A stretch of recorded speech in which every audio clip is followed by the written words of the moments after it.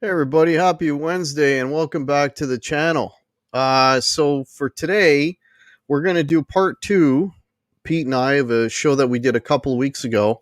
It's almost, these shows are almost like public service announcements in the sense that we're introducing maybe bands that you've never heard of. Most of them you have, but at least, you know, if you haven't heard of them and you want to start listening to them and you're wondering what the whole hubbub is about, you know, we're suggesting a good starting points for records to listen to. So let's bring Pete in here. How you doing, sir? What's happening, Hack? How are you? Not too much, man. You getting this nice warm weather finally? Yeah, I think it was 80 or 82 here today in New York. A little warm for right now, but I'll take it. yeah, you can't complain too much. But now all of a sudden, like, we haven't had any rain in like what seems like 2 weeks, and there's like none on the forecast. And my lush green grass, I'm afraid, is going to be like burnt to a crisp in a week already, and it's not even June. I'm like, oh, so I'm already starting to like stress out about that. You know, silly things that we stress out about here when you're a homeowner, right? So you know, yeah, I hear you, but man, I'll take the warm weather. I'll take it. It's a long time coming, and it doesn't last very long. So I'll take it. I know. Well, my pool's open, and I may even try and go in this weekend. So beautiful. Yeah. So let me say hello to a few people that are joining us early here. We got Sandra. Thanks for being here. Sandra is the moderator. She does an awesome job. We have Curtis Rathburn. Nice to see you. Who else we got in the chat here? Just going down. Just say hello to a few people and we'll get into the conversation here. Mitch Heyman is with us. Rick Hefner, nice to see you. Papa Blue, welcome. Cecil Music, Budney 76, Matt T, Teddy Races, Teddy Bates. Sorry, my bad. Yeah, welcome everybody. So, for those of you again, so the premise of the show is, if you're interested in a band and you don't know where to start, this is for the uninitiated. It's like, you know what? I've never listened to any. I mean, I'll name one of the ones I'm going to talk about first, The Darkness. You know, I've heard about this band and I want to listen to them. What would be a good starting point? So this is basically what we're doing. So we're suggesting, here's the band and here's a good, you know, a good introduction to that band. These are not necessarily top 5 lists. These are not our favorites. These are just albums that we feel kind of represent what that band does over their discography, their entire catalog. So that's sort of the premise of it. And if you'd like to see, we did this about, I think, 3 weeks ago. Something like that, yeah. Yeah, so if you want to go back and watch that one, we picked some really big name bands, which probably most of you already knew. I kind of got maybe a few lesser known bands this time around. So hopefully we'll, you know, you'll discover some new music, because this is really what this show is all about, right? So let's start it off, Pete. What's your first band and what's your first recommendation? All right, so I've decided to start off with a pretty notable guitar player who had a great band throughout. Well, he still has a great band, but you know, kind of came to fame in the 70s and into the 80s. I'm talking about Robin Trower. Okay, great British blues rock guitar player. You know, Jimmy Dore, Bill Lorden on drums. I mean, a great power trio. And you know, I don't even know if this is my favorite album by him. If it's not my favorite, it's number 2. I think I like another of his albums a little bit more, but this is the album that again, the concept here is like for someone who's not really that familiar with the band or artist, this is the recommendation that we would give them to kind of the starting point. So I would, of course, go to Bridge of Sighs, which this is a 2-on-1 here. This is the first two albums. Bridge of Sighs is the album that really broke him in most parts of the world. Of course, he left Procol Harum to start up a solo career. Twice Removed from Yesterday was his debut. That was a moderate seller, but it was the Bridge of Sighs album that really was the big, the big album for him. Day of the Eagle, the title track, Foolin' Me, Two Rolling Stone, Lady Love, a little bit of Sympathy. I mean, top to bottom, it's just really good. Slight funky edge, but for the most part, it's really good British bluesy hard rock with some incredible guitar playing, some incredible vocals from Jimmy Dewar, the bass player, and it's still one of those albums that I can easily recommend to anybody. And you really don't even need to be a fan of like Guitar Hero music to appreciate this album. It's just a really good bluesy hard rock album from that time period. So Robin Trower, Bridge of Sighs. That's my first pick of the day. Yeah, the singer, the bass player, he's got a really, really good voice. I mean, it's one just of the best, man. Yeah. One of the best. Yeah, Jimmy Dewar is incredible. And I mean, if you're a guitar fan and you want to hear some Strat through a Univibe, it's all over that record. That's Robin Trower's sound, and when I hear Robin Trower, you immediately you hear that Hendrix vibe in there, right? It's a Marshall amp, it's a Stratocaster, it's a Univibe, and a wah-wah pedal, right? And occasionally he uses a phaser as well. That's it, man. It's just doesn't get much better than that. Yeah, and he's not overly busy. He's a very tasty player. I've listened to that album before, and that's a good pick, definitely. Yeah, I mean, and he, because he was in Procol Harum originally on the first handful of albums from them, but he never really unleashed much. You would hear him in spurts and spots and things like that, and he kind of always had it in him. But then when he left and started a solo career, all of a sudden you're like, wow, this guy is tremendous, right? So it's great player. One of my all-time favorites. Okay, so my first pick, and again talking about the PSA now, part of the show, which is maybe introducing folks to a band that they might have sort of heard on the fringes but never really gave a chance. And I want to talk about The Darkness a little bit. British band, two brothers, the singer and the one guitar player, and these guys, they came out strong. They had that hit song, A Thing Called Love, and Do You Believe in a Thing Called Love? That was like their big thing. And then after that, sort of nobody really heard from them. They put out records, but that debut kind of nothing really matched that later on. But the record that I want to talk about is this one here. Okay, this is called Last of Their Kind. So this is one of those bands, they almost have like the Rush syndrome in the sense that they have the singer that you either really like his voice or you don't, and I'm blanking on his name. I'm having a brain fart on his name. It's on the tip of my tongue. But he has got he doesn't, not necessarily a high voice, but he's got a tremendous range. And he likes to sing up high a lot, and he's got, really, really good falsetto.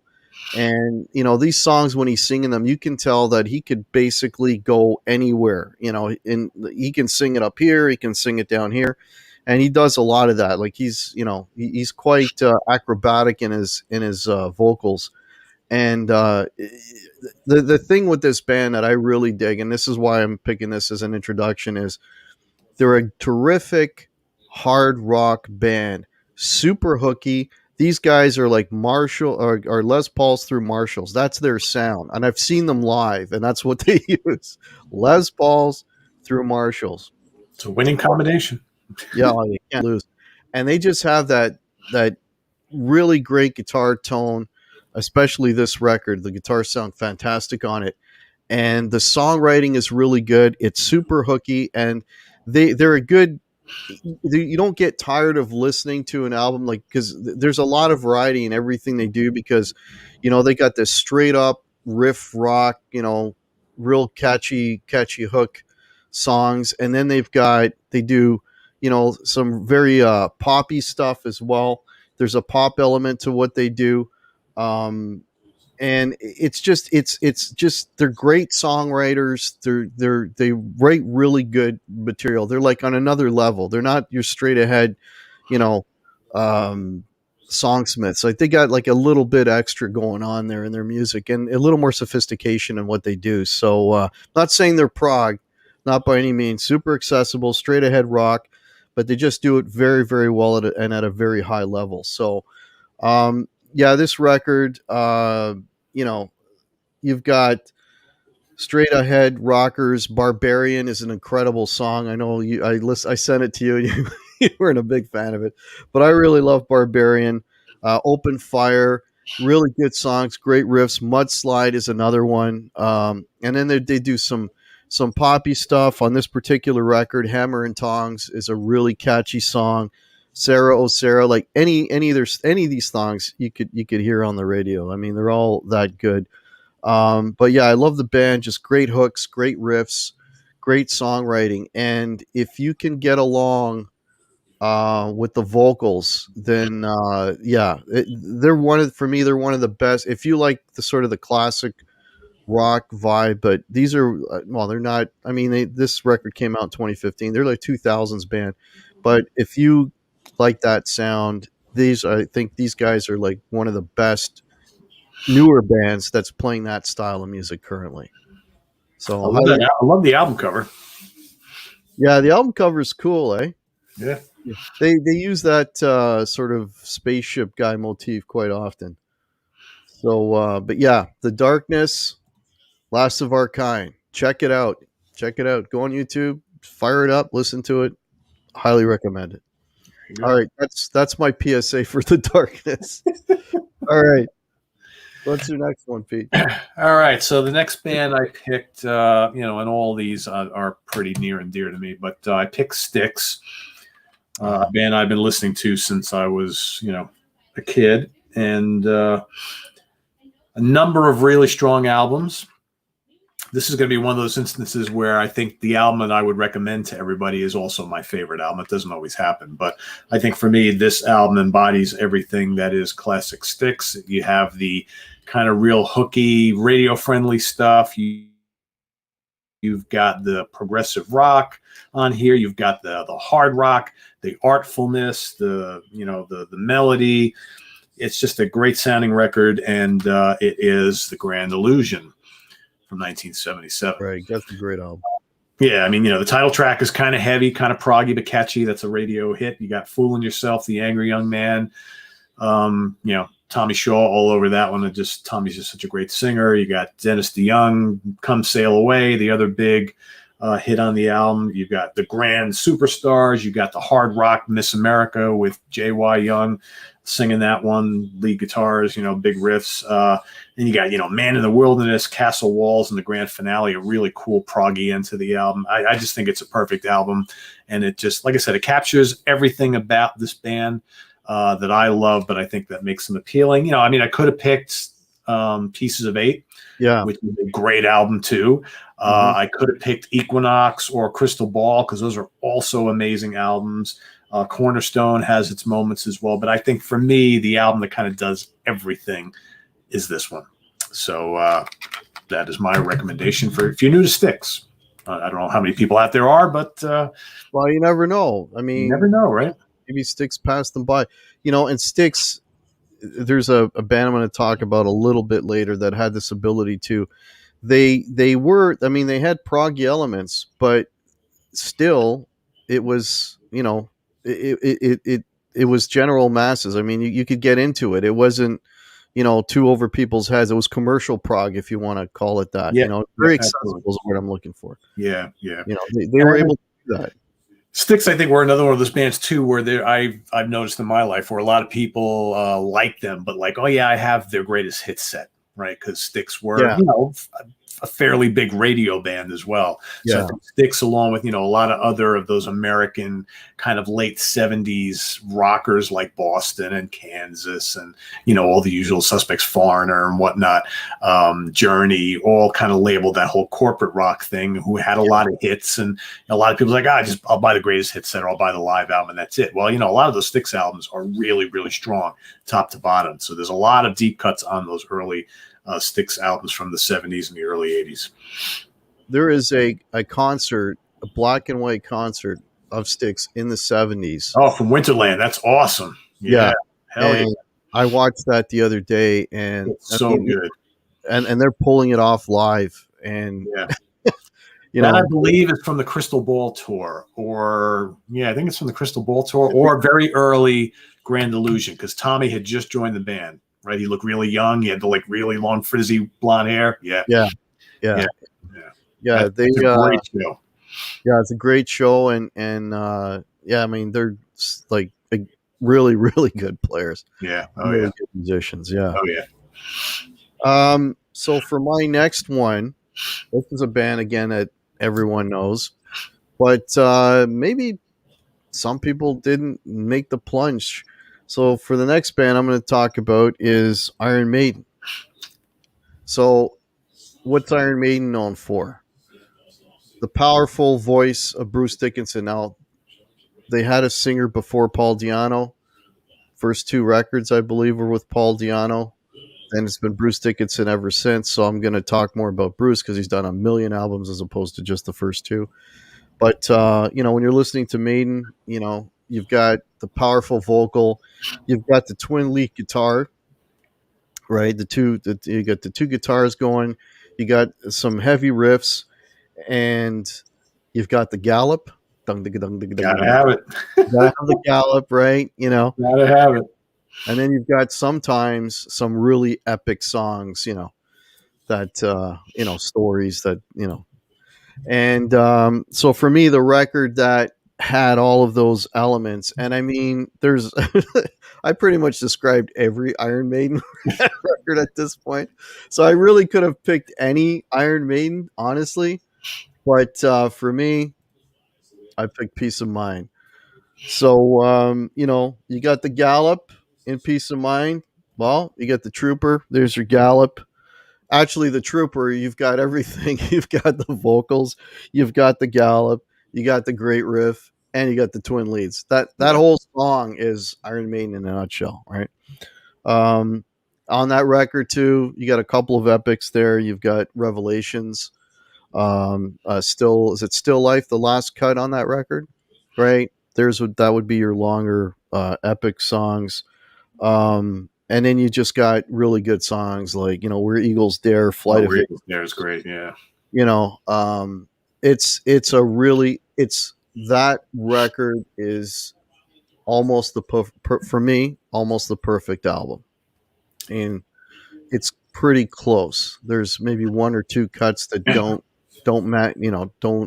match up as well as the others, but that's a pretty near a perfect record. And again, if you've never listened to Iron Maiden, you want to know what they're all about. What does this band do? It's all there in that one album. So Peace of Mind for me would be my pick for Iron Maiden if you've never listened to them. Yeah, I mean, it's my favorite Maiden album as well. I'd argue that Number of the Beast might be more iconic because of a couple songs. Yeah. I think Peace of Mind, though, is better start to finish overall. It's tough because they're both like such legendary albums, and I think if you're going to recommend any two albums by that band, it's got to be one, either both of them or one of them, right? So yeah, I know there's going to be people who would pick Number of the Beast, but I think Peace of Mind is incredible. Can't go wrong with either one. No, you can't. That's the beauty of Maiden. That's right. All right, what do you got for number 3? All right, so my third band I chose today is none other than Uriah Heep. All right, going back to another British band. I got 2 American bands, 2 British bands, and another band from the UK, not from Britain. So, but yeah, I love Heep. I've loved them, again, most of my life, and they've got a lot of albums. And they have a lot of classic albums, like especially from that early mid '70s period, which is looked at as their real heyday. Still playing great to this day. They've got a lot of really great albums in recent years, but for me, I'd want to go back to the classic era. And this particular album is actually not my favorite by them. It's up there. It's a top 3 or 4 easily. But I'm going to go with Demons and Wizards. Even though Look at Yourself is my favorite Heep album, which I think has the heavier tracks overall.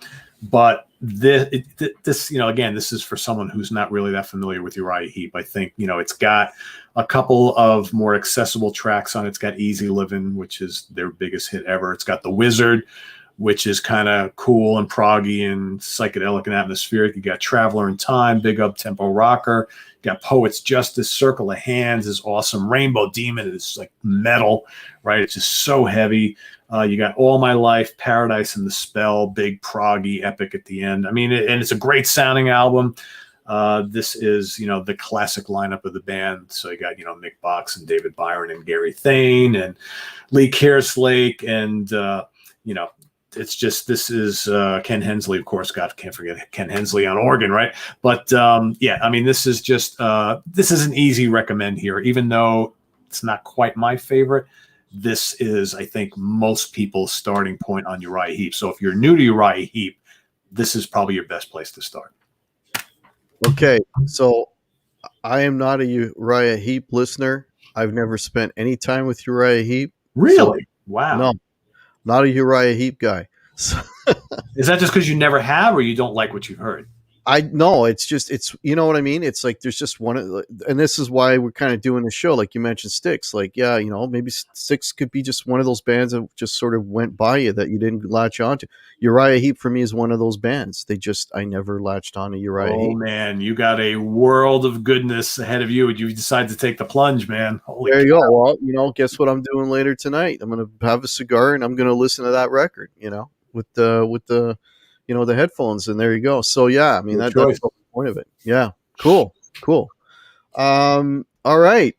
So now here's another. I mean, any one of these bands, even though they're known, they could be you just didn't latch onto them, right? And I'm going to name one here because a lot of people love this band. A lot of people really only know one song from this band, and I'm talking about Thin Lizzy. Oh yeah, Thin Lizzy, boys are back in town. Right? Am I right? You're absolutely right. Yeah. And no one's, have you listened to anything other than that one song on the radio? Or hey, I have the greatest hits, But Thin Lizzy is one of those bands that could have very well passed somebody by. And if you have, let me tell you a little bit about Thin Lizzy. A lot of the stuff I said about Maiden, twin lead guitars, right? One thing about Lizzy is Phil Lynott, the frontman, was a great poet and a great storyteller. So he has in all their records, they have that element where he's literally, he's painting you a picture, So there's that element. They're straight up rock band, and a lot of their songs are straight up rock, but they also have a little bit of a pop element quite often in some of their stuff. So I was looking for a record that had all those elements, the twin leads, some straight ahead rock, some storytelling. And Phil's always got to have a song in there about some aggressive song, like I'm a rocker, or, something like I got to beat somebody up in a bar. There's always that element, right? Yep. He's got to have one in every. Anyways, so for me, the record that sort of encapsulated all of those elements of Thin Lizzy is this one right here. Yes. Okay. What a great record. Oh my God. Big fan of Fighting. What a great record, right? That might be my favorite Thin Lizzy album. Well, there you go, right? But it's your favorite Thin Lizzy album, but most people that know Thin Lizzy, they might know Jailbreak. That's it. Right? Yeah. Here's a record. If you've never listened to Lizzy, I would say listen to this one first. I'm a big fan of Thunder and Lightning, by the way, their last record. Oh yeah, hell yeah. But anyway, so this record has all the things that I just talked about, So you've got the um, wild one. So you got your twin guitar, you know, and, you know, twin guitars either playing the same line or sometimes harmonizing, and you got a little bit of pop in there as well, and there's a little bit of storytelling there, right? Um, Rosalie, that's straight pop. That's a straight pop song, you know. And then you've got straight up rockers like Fighting, you know, King's Vengeance is a fantastic song. Oh yeah. Freedom Song, another sort of storytelling song.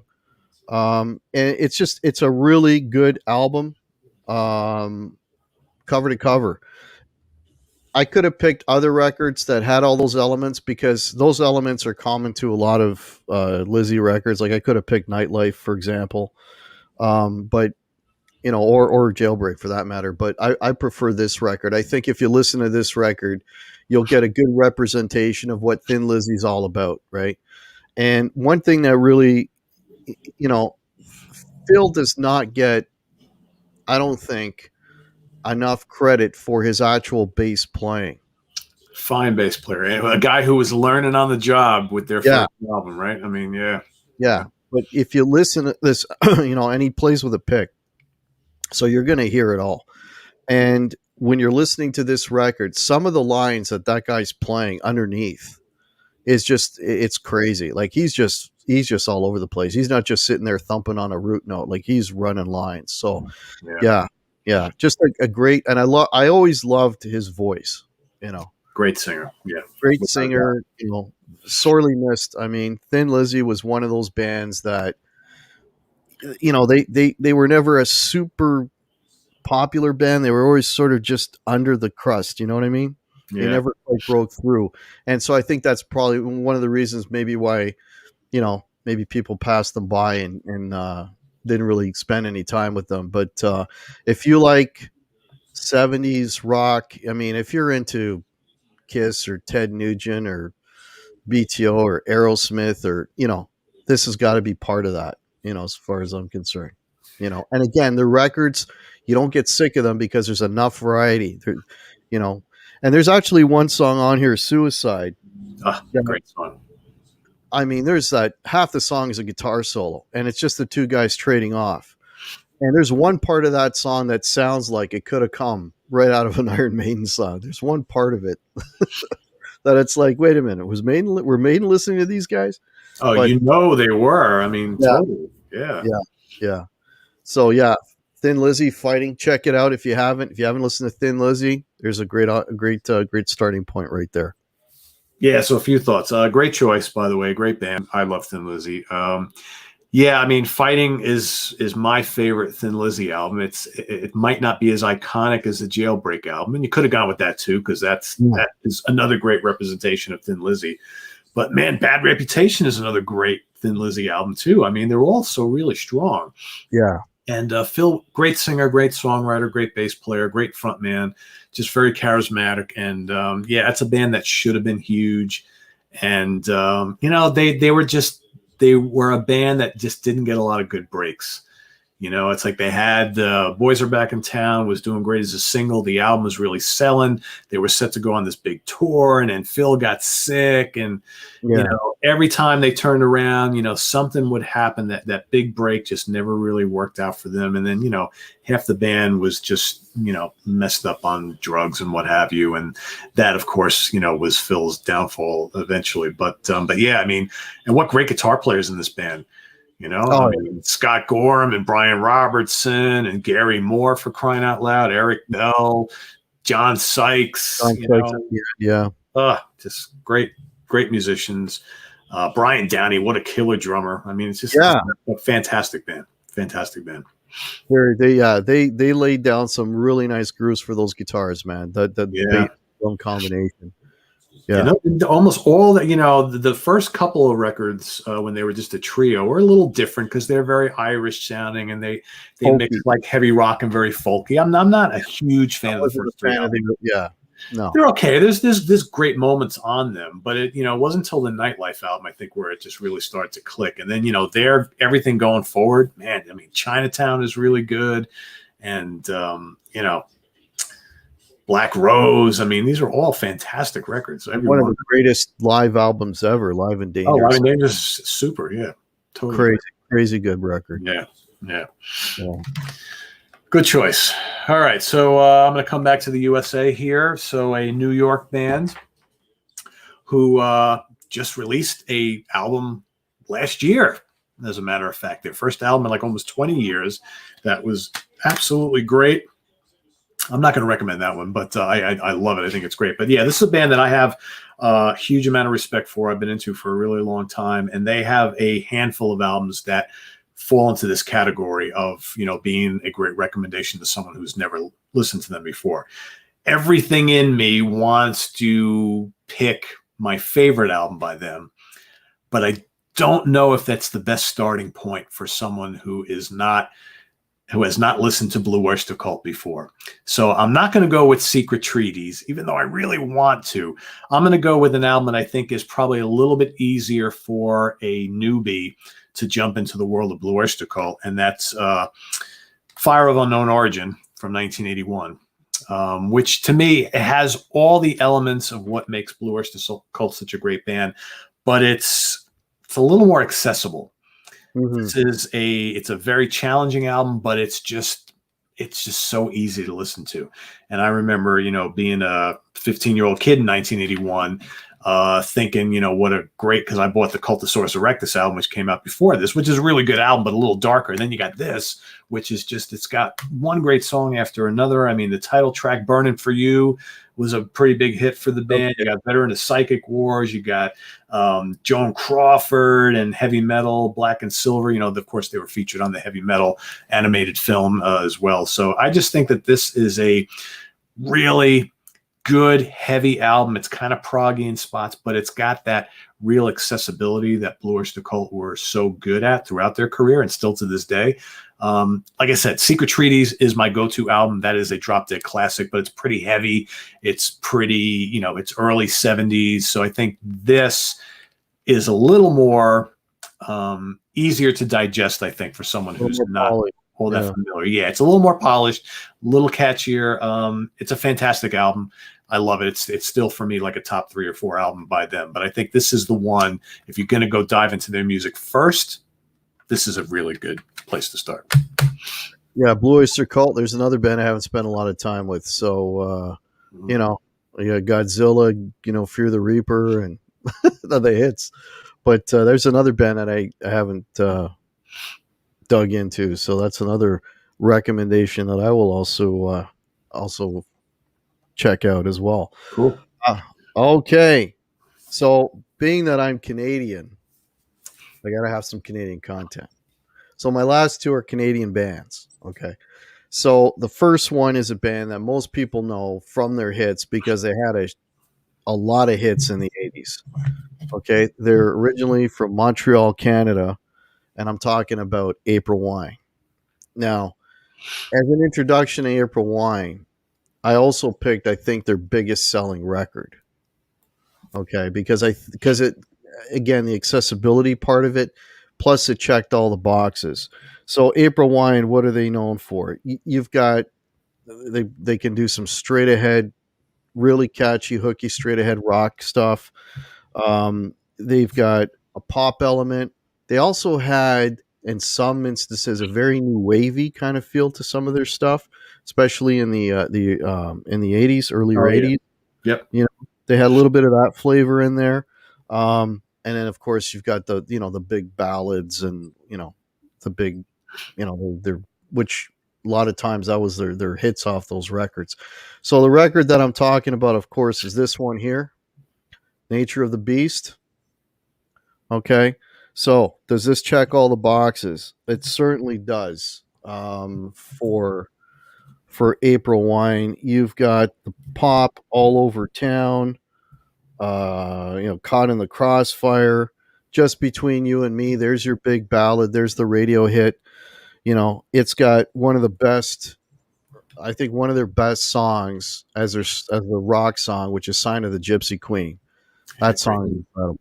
You know, that one and I'm a Roller, I think, or She's a Roller, sorry.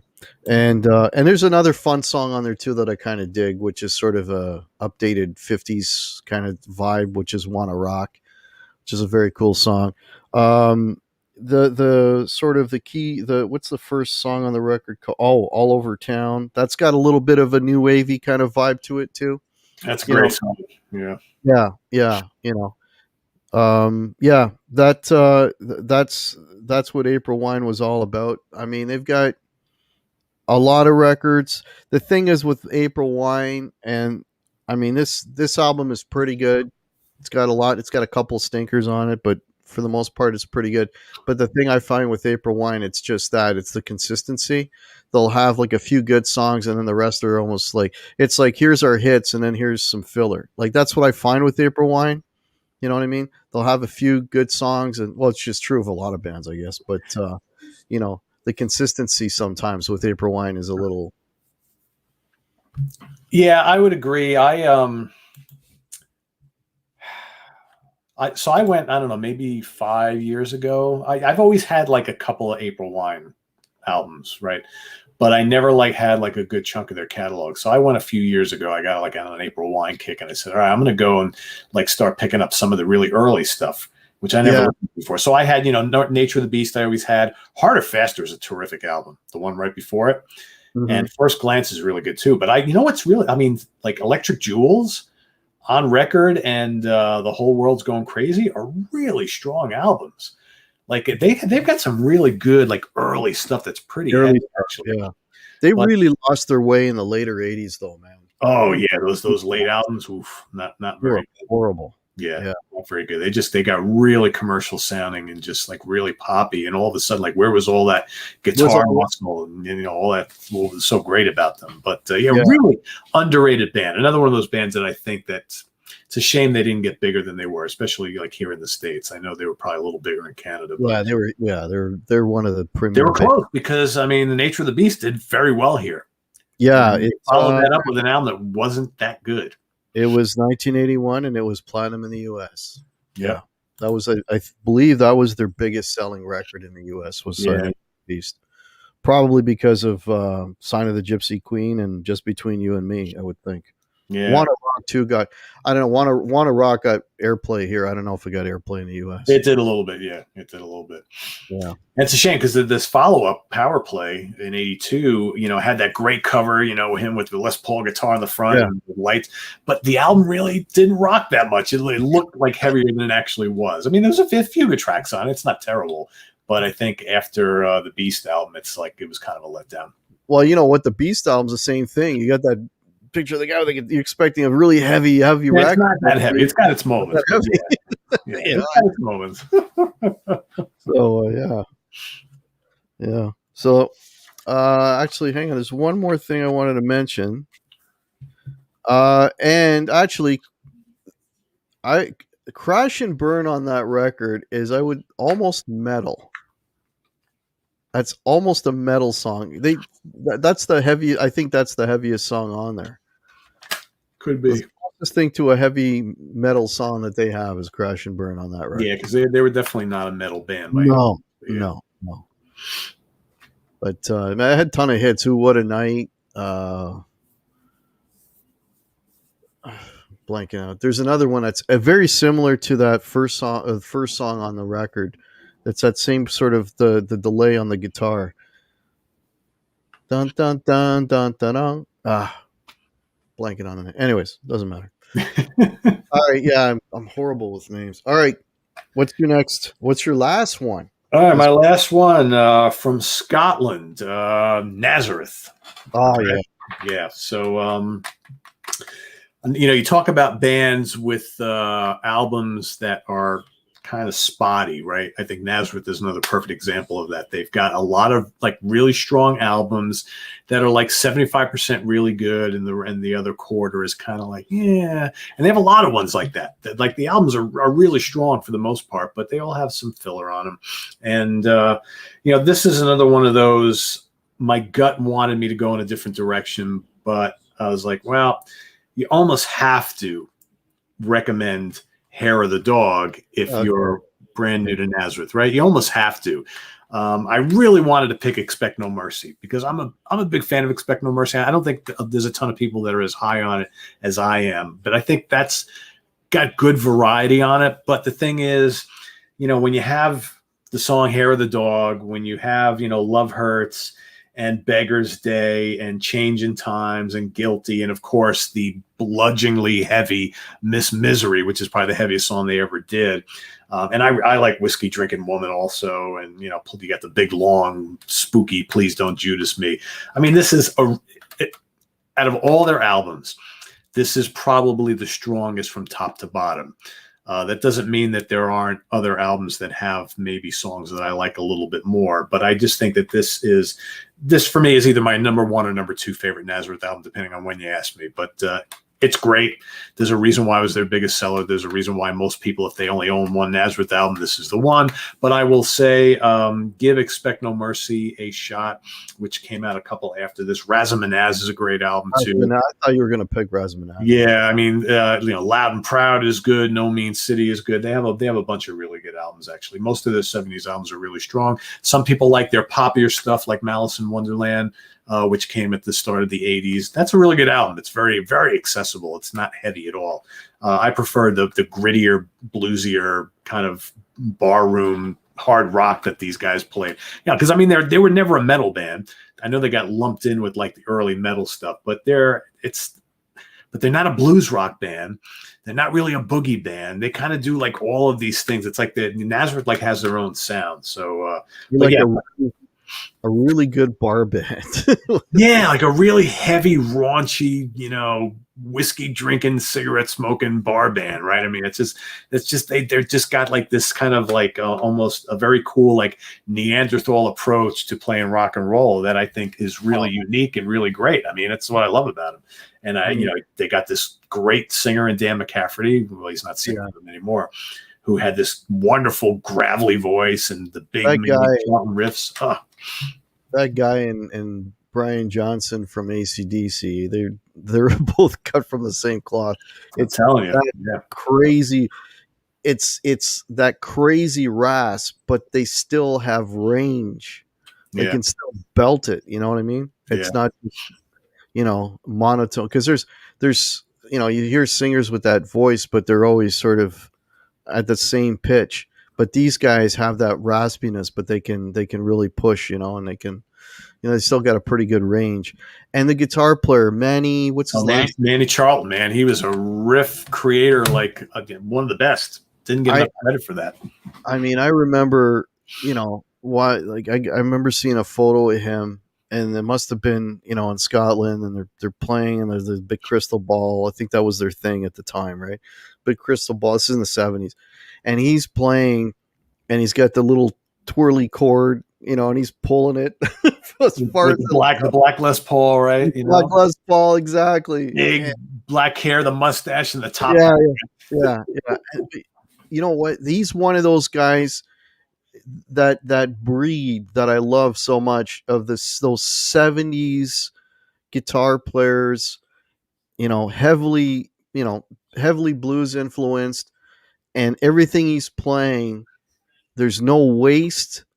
It's very, his note choice, his delivery, his feel, and he's a great slide player too. Oh yeah.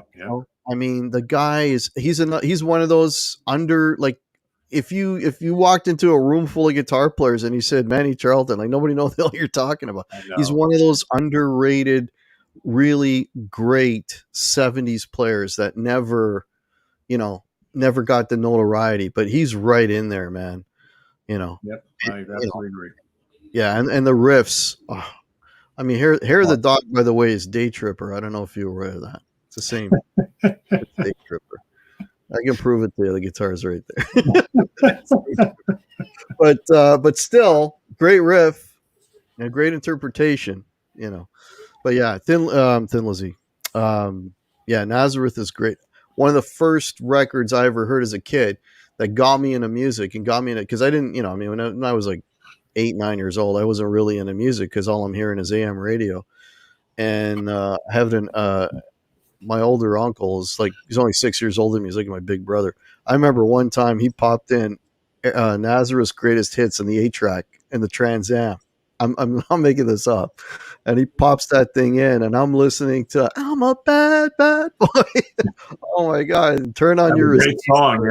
Yep. White Bicycle and all these amazing songs. Like, who the hell is that? This is I music. know, right? It's like, wow, man. That, ever since then, man, I'm a sucker for a overdriven guitar. To this day. But yeah, Nazareth was great. Okay, so for my last one, and this is a public service announcement, because if you're not aware of this band, they are Canadian, but not just because you're Canadian. But if you are unaware of this band, if this band passed you by, because again, they were not nearly as big in the US as they were in Canada. In Canada, they were very big. They got a lot of radio play. They were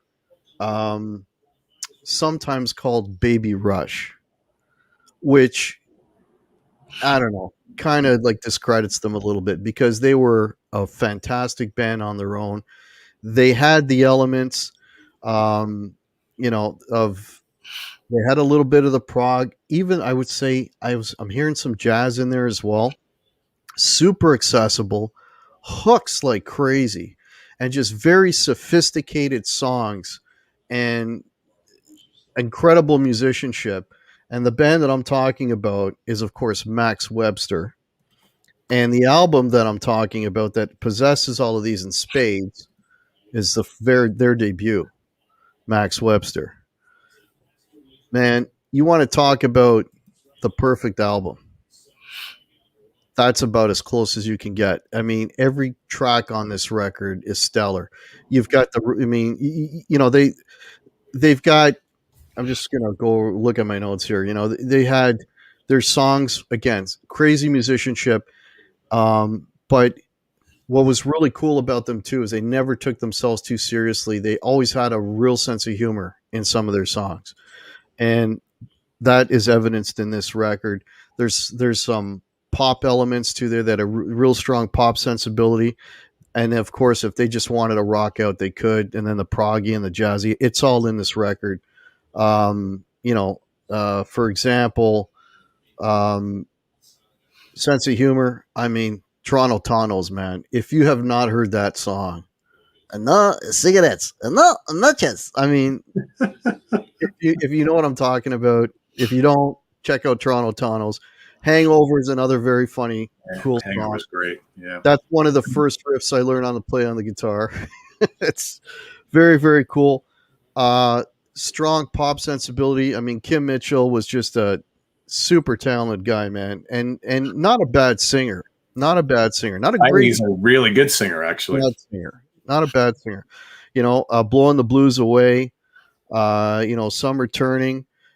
Again with a little bit of a prog touch, but super accessible. All their music is super accessible. And then you've got Straight Up Rock, Coming Off the Moon, man. What a great song that is. Amazing. And for me, on this record anyways, absolute masterpiece is the last cut on this record. Lily is incredible.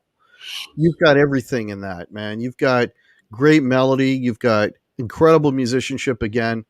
A little bit of a proggy element, a little bit of a jazzy element. It's all there in that one song. And Kim Mitchell is singing his ass off. It's just, that is a fantastic record. I would highly, highly, highly suggest to anyone, if you've missed out on Max Webster, check these guys out. Excuse me. And a great starting point, their very first record, because they hit on all cylinders on that very first album. It's incredible. Great. It's a greatest hits. Their first record. Yeah, great band. Great album. I mean, their whole discography is really good. There's not a lot of albums. You can almost easily pick any of them. Like I probably, if I were to pick them, I might go High Class and Borrowed Shoes, I think. Yeah. But any of them, they're all really, really good, and such a hard band to kind of categorize, right? I mean, they sound so unique. I always like, when I think of Max Webster, it's kind of like, it's like the Tubes, Todd Rundgren's Utopia, Frank Zappa, and maybe a little bit of Yes, all Yeah. kind of put in a blender, and boom, out comes this new band, so to speak, right? It's funny you mentioned Zappa, because when I was listening to this, because I listened to it again the other day, and I'm like, man, I hear some Zappa in this, but very like if Zappa was very like accessible, Right. Which he was not. Yeah. which he was not, right?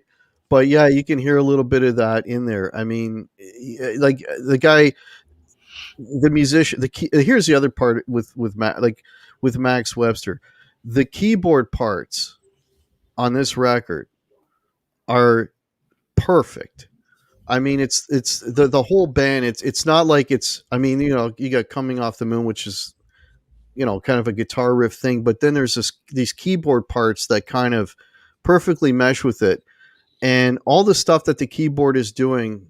And even when the keyboard is the lead instrument, it's just the sort of interplay between the keyboard and the guitar is so tasty and so well done and so musical. These guys were on another level. I mean, no, I'm not, not a knock against, say, Thin Lizzy or whatever, but when you're listening to this stuff, it's like, okay, now I got to put my tie on. I mean, these guys are just incredible. I mean, how many times I said incredible, but they're incredible.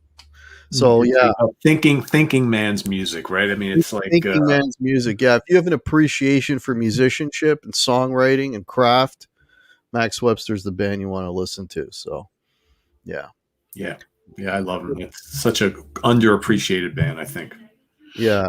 So let's open it up to we got a few minutes left here. I'm looking at the chat now. If anybody, let me know if anyone's got any comments or questions about our list. And let me like to see a part 3 of this. And we promise not to go as mainstream on the third one. Although Max Webster is kind of not so mainstream. Zappa is definitely hit or miss. Yeah. All right. Oh, here we go. Cecil's asking, ever heard of Kiss? Yeah. Dumb question. Bengal Gangster, Triumph. We can do Triumph next time. I was never a real massive Trump fan. I think Rick Emmett phenomenal. But I can't say I was a huge Triumph fan, even back in their day. Mr. Frackin wants yes for part 3. 9 Fathoms is saying Zappa's an acquired taste. It absolutely is. I would almost want to pick Zappa now if we do a part 3. Yeah, there you go. Well, you know what? That'd be great, because Zappa's one of those guys that's just, like he's got a million albums, right? Where do you start? Yeah, well, hard to get into. So I guess what's the most Zuta Lures somebody was suggesting to me, and I listened to that. That's not a bad record. That's pretty straight. It's more of a rock record. Yeah. That's pretty accessible. Okay, CK is in there like a dirty shirt. A Canadian expression. Martin always says that on Pete's show and never explains what the hell he is talking about. You don't say that down in the U.S.? That's not an expression in the U.S.? I don't know. I don't know what it means. It's right in there, I guess. I don't know. I don't know. Answer that. Pete, a dirty shirt belongs in the hamper, so I don't know. That's I don't know. I'll have to ask Martin on Friday. Yeah, ask Martin on Friday. John the Dark Wiz back. Pete, what about Lighthouse? Good band. Yeah, Lighthouse. Yeah. Yeah, Lighthouse is good. I like a lot of those horn bands like Chicago, Blood, Sweat, and Tears, and what's the other? God, drawing a blank. The guy who joined Chicago in the 80s, he had his band before it. Oh man, I'm drawing a complete blank on his name. It'll come to me. But yeah, no, those horn bands are awesome. I love a good horn band. Okay, CK's asking you to ask Martin on Friday. So what's coming up on the channel, Pete? What's what's not coming up on the channel? So tomorrow is guitarist Jeff Coleman is going to be on the channel tomorrow. So Jeff has played with like Glenn Hughes. He's got his own band Cosmo Squad, and he's currently also in Alan Parsons' project. This is his brand new studio album. It is fantastic.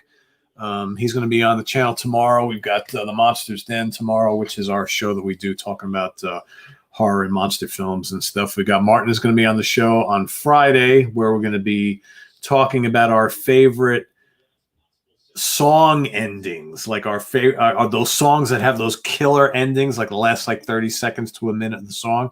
So we're going to be talking about our 10 favorites. I think we've already planned for 2 parts to that. So that's coming up on Friday. And then, next week we start all over again with Hudson Valley Squares on Monday and the Prague Seat on Tuesday. I think in the Prague Seat on Tuesday, we're going to be talking about our favorite multi-instrumentalists. So those guys from, the Prague genre who play multiple instruments and really well.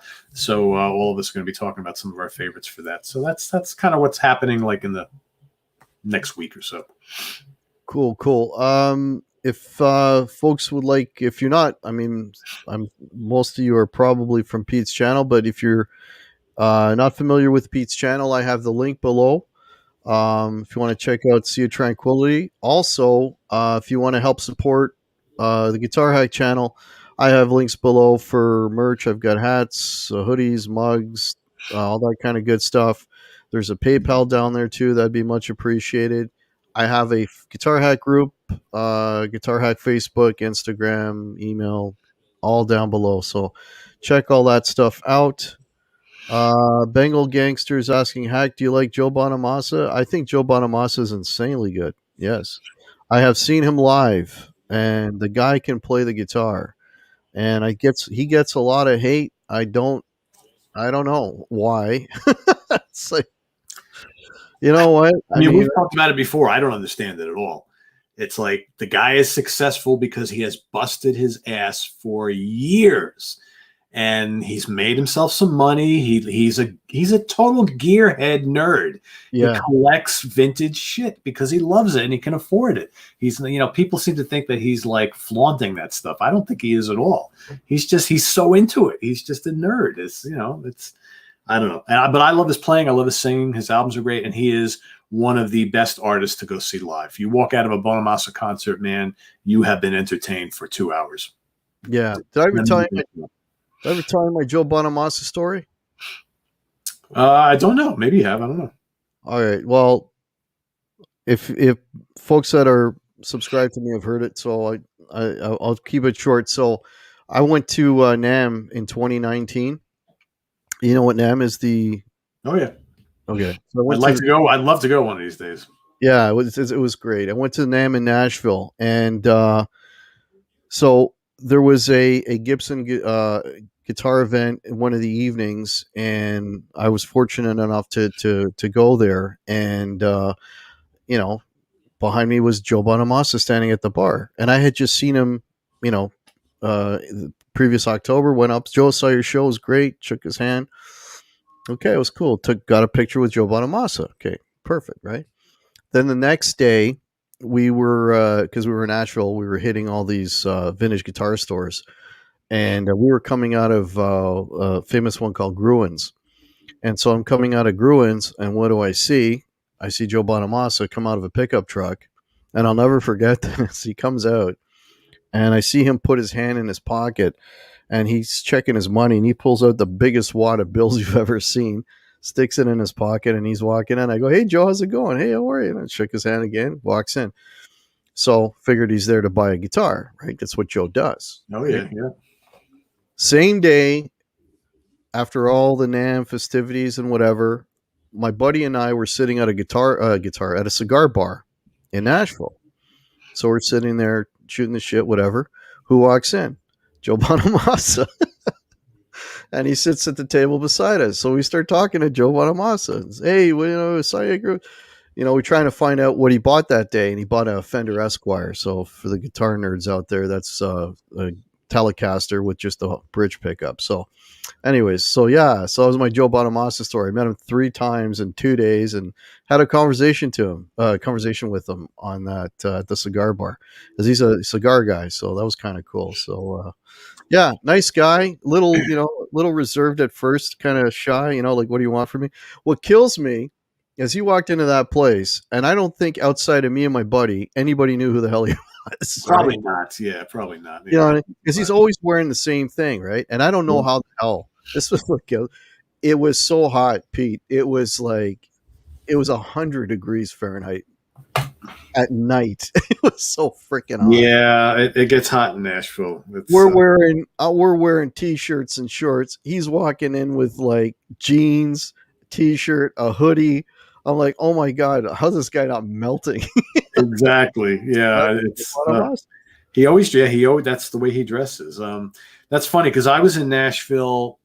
Probably it was the fall before the pandemic hit, so that was fall of 2019, and I went to Groon's, and I was looking at. I mean, they got some great stuff there. I'm trying to find the picture as I'm talking here, and they had this like ancient Fender amp. I don't even remember which model it was. I'm hoping I can get the picture. So I'm talking to the guys there, and I'm looking at this amp, and it was serious cash, right? But they were like, oh no, we picked this up from someone who, didn't want to keep it anymore. And we've been, kind of fixing it up, but we kind of want to keep it looking the way it is.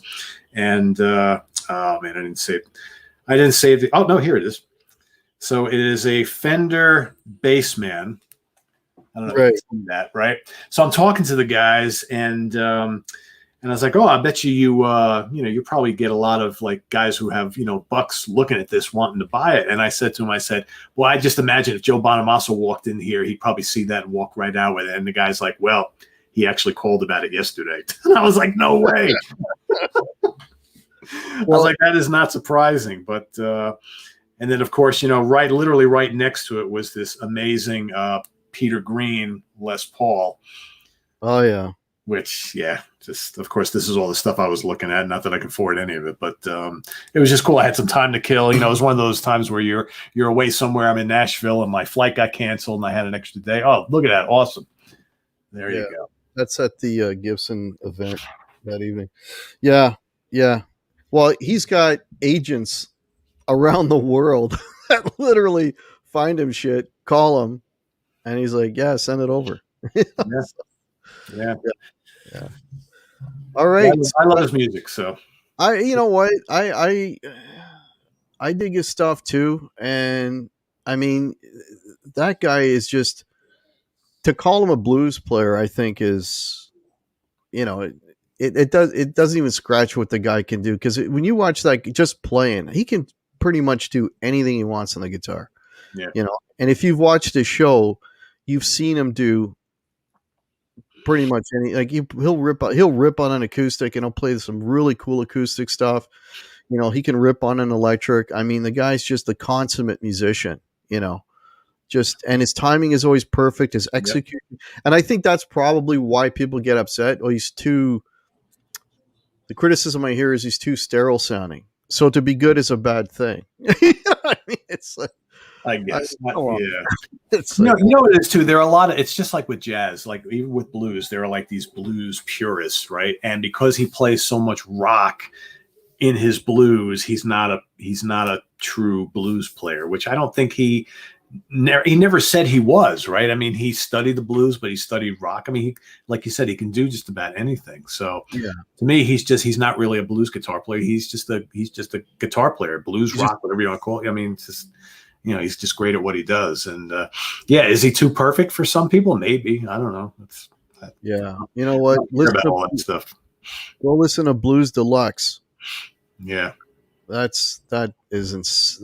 is a display of some of the craziest, best guitar playing you're ever going to hear. Oh yeah. Yeah. And I love when you go see him live and you're like waiting to see which guitar he pulls out next, right? Oh yeah. He's got like because he plays he's got one of these, these old Carina Flying V's, and he usually pulls that out at least once or twice every show. And then he's got the telly, which he plays, the butterscotch telly, he plays a lot. And he's got all these great Les Pauls, and he occasionally will play like the Firebird and the Strat. And it's just like, it's just, if you love the vintage gear, man, it's just incredible. Yeah, and he was, I can honestly say, well, first of all, the places he plays are usually like, he's not playing, hockey stadiums. He's playing theaters. So the acoustics are always really, really, really good, a lot better. And I can honestly say that was the best live guitar tone that I've ever heard. I mean, it was 100%. I totally agree with you. So good. It was so good. And I mean, like, you beat him up for, having a 59 and a 60 Les Paul and, the original Carina V's, but hey man, he's playing them. They're not hanging on in a glass case in a vault, they're getting played. So, and that's the only place that you can see these instruments getting played is you go to a Joe Bonamassa show, right? That's right. Yeah. All right. Well, I appreciate the kindness, CK. Appreciate the kind words, CK, but Joe Bonamassa is higher level stuff. But anyway, so folks, I will be live on Saturday night. If you want to check it out, every other Saturday I'll go live. I play some guitar, and we shoot the breeze, so to speak. And it's usually a fun night. It's the closest thing I can get to gigging because I haven't gigged since March of last year. So that's my gig. It's like I go, it's live, play a little bit, talk a little bit, So yeah, so check that out if you're around on Saturday night. And I want to thank Pete again for making another appearance on the show. Always a lot of fun when we have Pete here. I want to thank everybody for watching. You guys absolutely rock.